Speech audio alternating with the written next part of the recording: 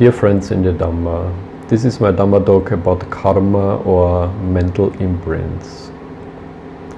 The concept of good and evil is very well known in many traditions and many religions. So this idea that there is a good and there is a bad, there is a good conduct and there is a bad conduct is very well known and widely accepted in all traditions. I'm living such a good life, but my life is full of hardship and difficulties. Others do all sort of bad things, but are very well off. This isn't fair. Now we hear this kind of line very, very often when we speak about the law of karma. Meaning that many people cannot understand how the law of karma is working, and also they are living a good life, they still have difficulties. While others, doing very, very bad things, living a comfortable life. Now, this is a very common mistake, and the mistake is that they are focusing on one life only. According to Buddhism, we are reborn again and again. We have been through thousands of different lives. In each life, we create karma, good and bad, karmical energy. So all these past karmas are still affecting our life. Happiness is not something ready-made. It comes from your own actions, by the Dalai Lama. That means also that depression is also ready-made and can be undone by your own effort. So happiness and depression or frustration, these are all mental states which you can change in a flash, if you just know how to do it. According to the natural law, there are only 3 rules. Now worldwide we have thousands and thousands of laws signed into law by some other human beings. But the natural law has been there always. And there are only 3 rules. They are: do not harm or kill any living being.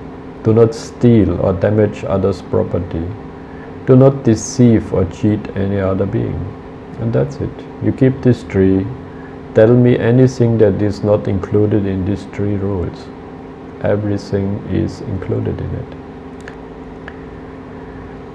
The inherent dynamics of consequences. Now, natural law is dealing with inherent dynamics of consequences. It's built into the universe a mechanism of bringing back everything you send out there. Right and wrong behavior, free will to choose, choosing right leads to order. Whenever we make the conscious decision to do wrong behavior, it leads to chaos. And human beings have the free will even to choose to do wrong behavior.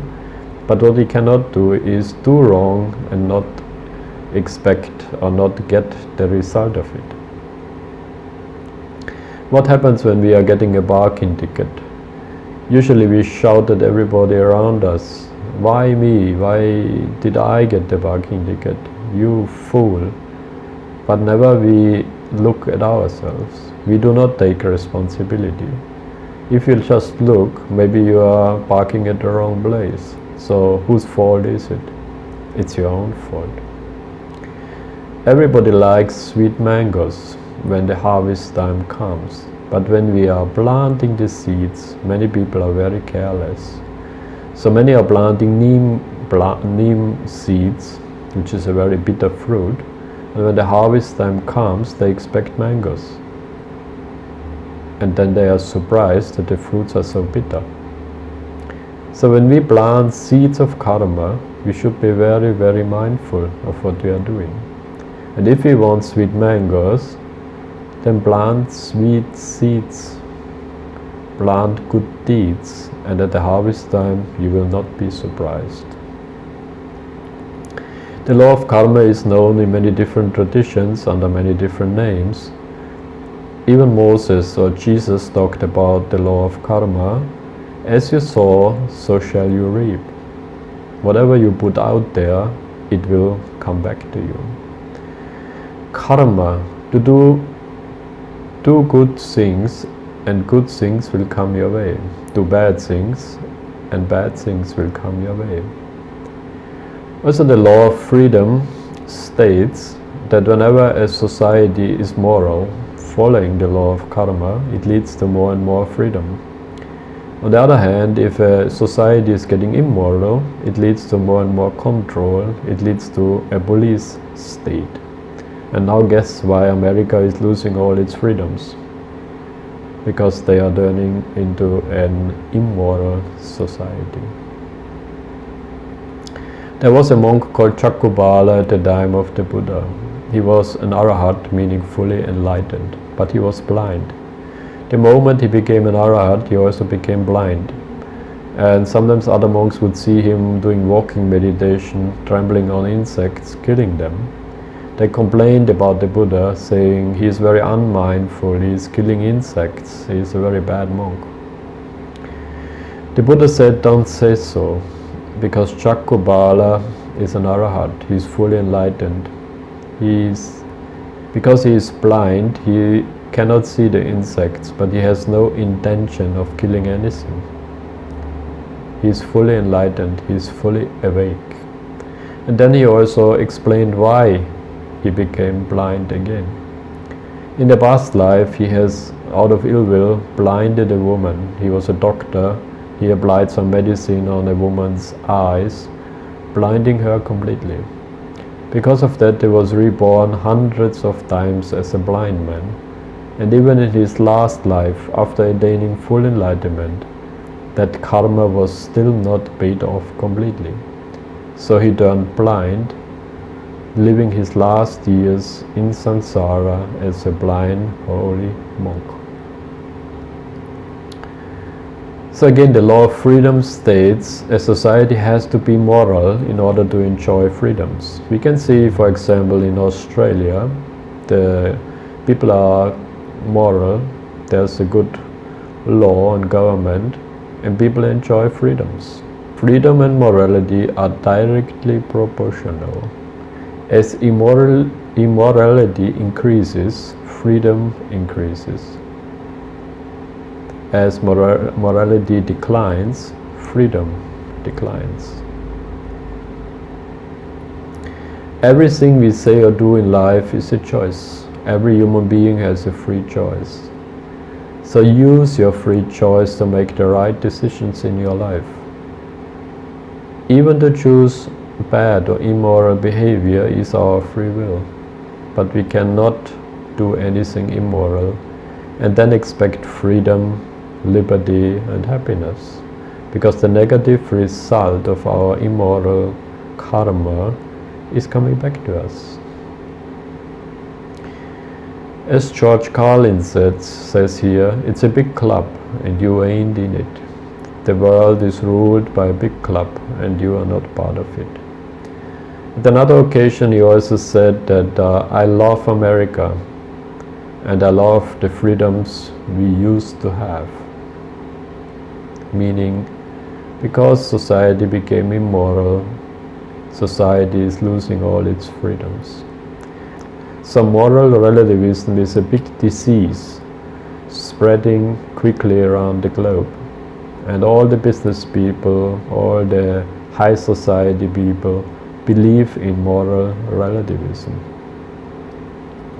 But the truth, the Dharma, is written in stone, and humanity's greatest fear is that the truth is absolute, because deep down there they know it.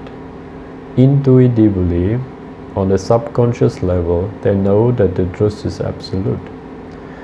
And that's exactly what it is. It is absolute, absolutely absolute.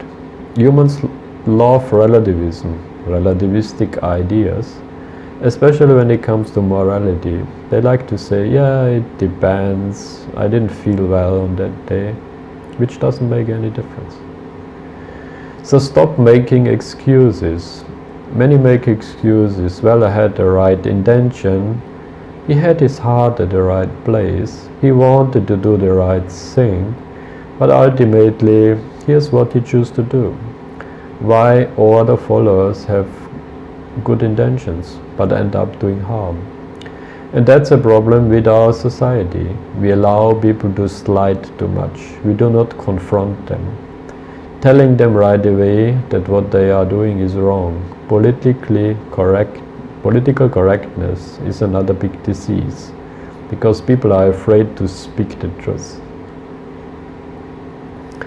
I myself am made entirely of flaws, stitched together with good intentions.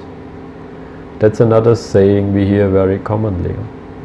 But whatever your intentions may be, as long as you are doing wrong things, karmically unwholesome things, you will reap the result of it.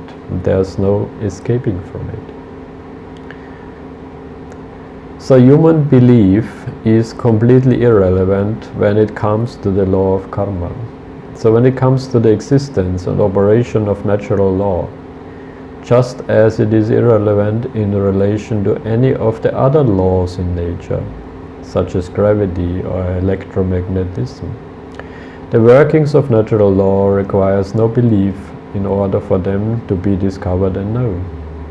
So there is a law of nature, a law of karma out there. All you can do is you adjust your life accordingly, and you will be able to live a happy, peaceful, prosperous life. You go against the law of nature, what will happen? You will suffer. You will end up in misery. So human belief is completely irrelevant when it comes to the existence and operation of natural law. It does not make any difference whatever you believe in that moment. Buddhism is also often called very pessimistic because we talk a lot about suffering and the end of suffering. But actually Buddhism is very realistic and it's optimistic. In Buddhism we say this is the reality, there is suffering. But we also say we show the way how to get out of suffering, how you free your mind from all defilements. So it is very optimistic and realistic in the beginning. All human beings are born free and equal in dignity and rights. Now, that is a human right which every human being possesses. But many people don't know about their rights. Go out on the street and ask them what is a human right, and very few will be able to answer it. And without understanding your rights, how can you defend it? How can you defend your rights if you don't know what they are? So freedom, trust, justice, love, rule of law, peace, prosperity, dignity and equality. These are all human rights. We always possess them. Nobody can give them to us, and nobody can take them away from us. So coming back to the basics of karma, or how to use the law of karma for your benefits. First of all, what do you want? Very importantly, in the beginning you should know very clearly, what do I want next in my life to happen? After that, you find somebody to help. And if it is somebody who wants the same thing or a similar thing in their lives, then it works the best. For example, you are looking for a house, a place to live in. Then you find somebody who also needs some accommodation. So you help them to find a place to stay. You recommend a place for them. So you did this good karma of helping somebody else to find a place for a living. Then you make the reflection, the dedication. So you reflect on the good deed you have done just now, and you make the dedication, by this merit, by this good deed, may I be able to find a house or a place to stay in. And then we wait, because between the good karma and the result, there's always a period, which is called a magic time, Like putting a seed into the ground, it takes a while till it sprouts and till it grows into a tree. In the same way, the karma needs some time to ripen, and it will take some time till it comes back to us. But whatever we put out there, we can be sure it is coming back to us. If you help somebody with respect and think this person is my Buddha, he gives me the opportunity to do a good karma. With that intention, even if you help a beggar, it becomes even better good karma. So again, when it comes to the law of karma, praying, wishing, searching or forcing will not help. The only thing you can do, you understand how the law of karma is working, you adjust your life accordingly, and all the good things will come into your life. Living in harmony with natural law leads to freedom, peace, prosperity, survival, progress and happiness. Living in opposition to natural law leads to more and more control, enslavement, wars, stagnation, diseases, fear and suffering. Whatever you do comes back to you. So the only thing we know for sure is whatever you do comes back to you. This is a certain, irrefutable law of the universe, and unless and until you are prepared to look at the whole truth, nothing but the truth, wherever it may go, wherever it may lead to. If you want to look the other way, or if you want to play favorites, it will find out you are messing with divine justice. You cannot force the law of nature to do anything for you. So you can't make the law to do anything it doesn't want to do. And if it is going to do something, you can't stop it. Therefore, if you cannot influence it the one way or the other, you should come in tune with the divine forces and go with the flow. And that's what I believe in, and that's what I have been trying to do all my life. We should also dedicate our life to the service to truth, to the Dharma, to the universal law of nature. Truth can never be destroyed, but humanity can. When we refuse to act in service of truth, if we don't care enough, humanity as a society will suffer. The truth needs to be protected at all times, because it is attacked at all times. We must be its medium, its voice. Buddhism is all about the truth, the Dharma, the law of karma. We should devote our lives to Dharma. Even the Buddha said once to Ananda, his favorite monk, "Let it be known that Dharma is my teacher." So realization is the aim of all spiritual practice. Life is all about this, realization and enlightenment. Buddha's teaching about realization is the path to purify your mind and to reach stages of awakening. So may you all be well and happy, enjoy your meditation and reach stages of awakening. Sabhitiyo vivachantu saparogo vinasatu Made bhavattvantarayo sukhi dikayuko bhava.